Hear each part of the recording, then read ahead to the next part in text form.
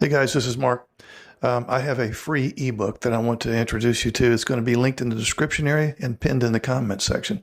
It's not a very long ebook because I don't want your ASD husband to feel like it's laborious and therefore he's not going to follow through. So this ebook is entitled Helping the NT Wife and the ASD Husband to Reestablish Safety in the Neurodiverse Marriage. This ebook is all about reestablishing safety.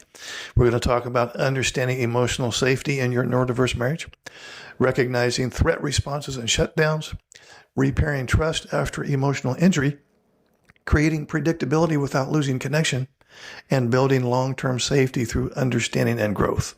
So tell me in the comment section if you found this helpful, and I'll be glad to do more free ebooks if you find this one helpful.